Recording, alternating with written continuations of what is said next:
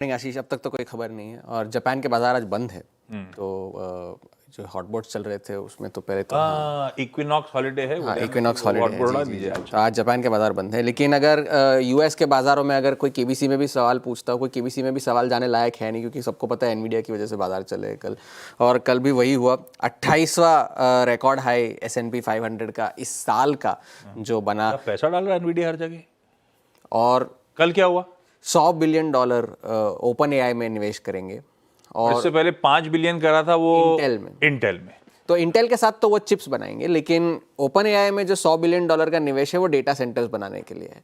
तो वो open AI जो डेटा सेंटर्स लगाएगा, वो डेटा सेंटर्स की लागत जो होगी 10 गीगावाट्स की होगी। 10 गीगावाट्स में जो चिप सप्लाई होगी वो एनवीडिया के जरिए होगी, और वो ओपन एआई को इसमें फाइनेंसिंग और चिप्स के जरिए मदद करेगा। तो जैसे जैसे डेटा सेंटर बनते जाएंगे वैसे वैसे निवेश जो है वो होता जाएगा, एक फेज्ड मैनर में निवेश करा जाएगा।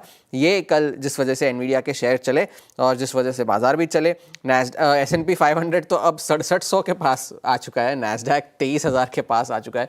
और एप्पल के शेयर भी कल अच्छे चले, क्योंकि रिपोर्ट्स ये कह रही है कि आईफोन 17 जो उनका नया लॉन्च हुआ है, खास करके उनका जो महंगा वेरिएंट है प्रो मैक्स, उसकी मांग काफ़ी अच्छी रही है लॉन्च के बाद, जिस वजह से शेयर्स में तेज़ी आई। हालांकि एप्पल अपने बिग टेक के पीयर्स के मुकाबले तो अंडर परफॉर्मर ही रहा है, क्योंकि कल का वो सेशन था जब एप्पल में जो तेज़ी देखने मिली, उस वजह से वो अब ईयर टू डेट बेसिस पर जो है शेयर पॉजिटिव हुआ है। लेकिन फेड की पॉलिसी के बाद जिस तरह के बयान आ रहे हैं, उससे अब ये तो लग रहा है कि आने वाली पॉलिसी में थोड़ा सा जो है मनमुटाव हो सकता है फेड के अफसरों के बीच में, क्योंकि स्टीफन मिरान जो है, जिनको डोनाल्ड ट्रंप ने हाल ही में फेड गवर्नर नियुक्त किया था, उन्होंने ये कहा है कि जो न्यूट्रल पॉलिसी रेट होनी चाहिए वो अब काफ़ी नीचे होनी चाहिए। वो इसलिए क्योंकि टैरिफ का जो इम्पैक्ट फेड की आशंका थी वो उतना हुआ नहीं है अर्थव्यवस्था पर, तो उस वजह से ब्याज दरें काफ़ी नीचे होनी चाहिए। और उन्होंने इस वजह से जो है डिसेंट करते हुए 50 बेसिस पॉइंट्स के रेट कट की सिफारिश की थी। हालांकि सेंट लुइस फेड के जो अध्यक्ष है अल्बर्टो मुसालिम, उन्होंने कहा है कि अब ब्याज दरें काटने की गुंजाइश थोड़ी सी कम है, और ये सिर्फ लेबर मार्केट को थोड़ा सा सहारा देने के लिए इस बार ब्याज दरें कटी। और इसी बात का समर्थन क्लीवलैंड फेड की अध्यक्षा जो है बेथ हैमक, उन्होंने भी कहा कि अब जो है थोड़ा सा ध्यान इसलिए रखना चाहिए कि बहुत ज़्यादा ब्याज दरें ना कट जाए, जिससे अर्थव्यवस्था जो है वो ओवर हीट हो जाए। तो उस पर फेड को थोड़ा सा ध्यान रखना होगा, क्योंकि महंगाई जो है अभी भी ज़्यादा बनी हुई है। आज जेरोम पावेल का बयान है, पॉलिसी के बाद उनका पहला बयान है। उनके अलावा 2 और फेड अफसरों के बयान हैं, तो उन सब पर आज बाजार की नज़रें होंगी कि जेरोम पावेल आज क्या कहेंगे। अगर उन्होंने वही कहा जो उन्होंने पॉलिसी में दोहराया था, तो कोई ऐसा बड़ा इवेंट होगा नहीं, लेकिन अगर उन्होंने ये कह दिया कि थोड़ा सा कॉशियस रहने की ज़रूरत है, तो शायद बाजार पर उसका थोड़ा सा इम्पैक्ट हो। व्लादिमीर पुतिन ने कल एक बहुत बड़ा बयान दिया। उन्होंने कहा कि रूस जो है वो और टेंशन्स और आर्म्स रेस में नहीं रहना चाहता।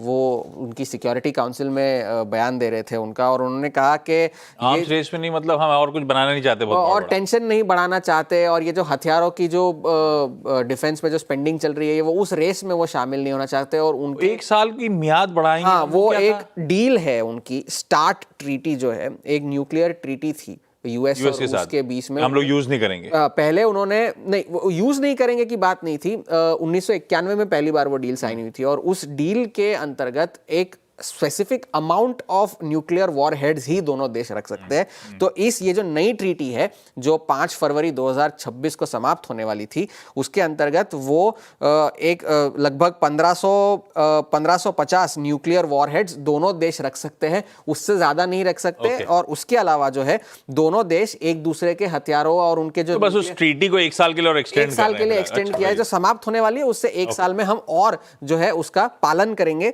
ये व्लादिमीर पुतिन ने कहा। अब आगे के बाजार के लिए आगे क्या, जैसे जैसे बाजार बढ़ते जा रहे वैसे वैसे उनके टारगेट्स भी बढ़ते जा रहे हैं। गोल्डमैन सैक्स ने अब S&P 500 का टारगेट 12 महीने का बढ़ाकर 7200 कर दिया है, और UBS अपना बुल केस टारगेट जून 2026 के लिए 7500 का टारगेट बनाया है उन्होंने S&P 500 के लिए। और मॉर्गन स्टैनली ने भी कल अपनी नोट में ये कहा है कि अगर महंगाई बढ़े रहने के बावजूद अगर फेड ब्याज दरें काटता रहा, तो जो है अर्निंग्स ग्रोथ जो है इस तिमाही की और अच्छी होगी, और आने वाली तिमाहियों की भी और अच्छी होगी, जिससे बाजार को सहारा मिल सकता है। तो फिलहाल के लिए हैंडओवर अच्छा है, स्क्रीन का हम सम्मान करेंगे। S&P 500 नैस्डैक दोनों रिकॉर्ड हाइस पे है। आज की नजरें सब पे जेरोम पावेल पे होंगी। पावेल साहब